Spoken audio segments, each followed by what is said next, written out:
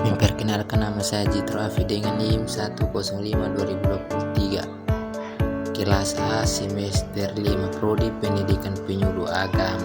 Saya ingin mempresentasikan materi saya dengan judul Konsep Dasar Pemahaman Individu. Pengertian pemahaman individu.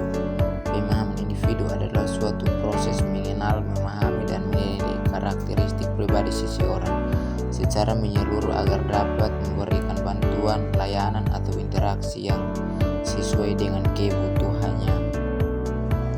Menurut para ahli, pemahaman individu mencakup pengumpulan, pengolahan, dan interpretasi informasi tentang seseorang sehingga diperoleh gambaran utuh mengenai dirinya. Inti pengertian: mengetahui keunikan setiap individu, memahami potensi, kebutuhan, minat, serta permasalahannya, menjadi dasar dalam pengambilan keputusan atau pemberian bantuan. 2. Tujuan pemahaman individu. Tujuan pemahaman individu adalah mendapatkan informasi yang akurat tentang seseorang. 1. Menentukan bentuk layanan atau bimbingan yang tepat. 2. Membantu individu mengenal dirinya sendiri. 3. Mendorong perkembangan optimal individu sesuai potensinya. 4. Mencegah atau mengatasi masalah yang mungkin dihadapi individu. 5.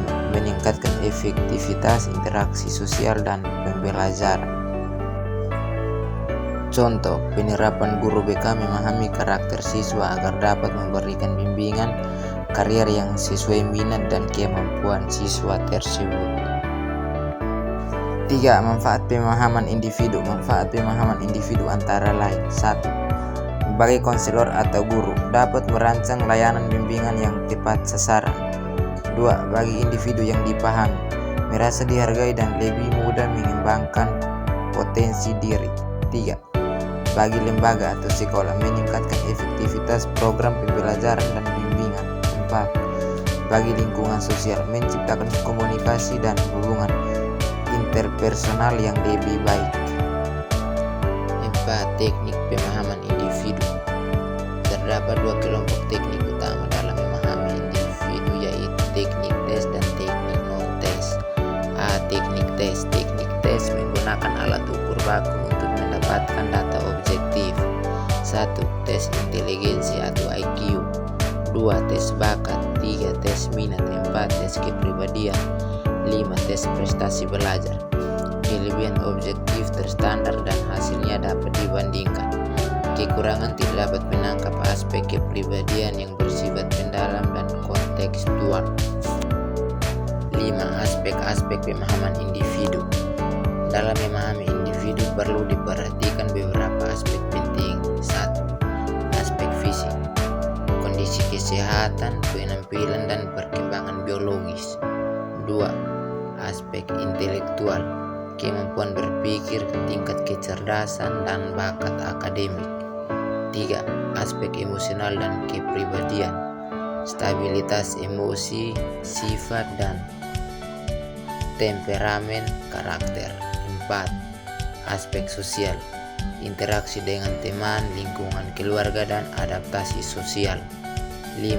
Aspek moral dan spiritual, nilai, norma, keyakinan, dan etika. 6. Aspek minat dan bakat, bidang yang disukai dan kemampuan khusus. 7. Aspek latar belakang, ekonomi, budaya, pengalaman hidup, dan lingkungan keluarga. Kesimpulan, pemahaman individu adalah proses penting dalam berbagai bidang seperti pendidikan, konseling, dan organisasi. Tujuannya agar setiap individu mendapatkan layanan atau perlakuan yang sesuai dengan keunikannya. Teknik tes dan teknik non-tes saling melengkapi dalam memberikan gambaran utuh tentang individu. Aspek fisik, psikologis, sosial, dan spiritual menjadi perhatian utama dalam proses pemahaman ini.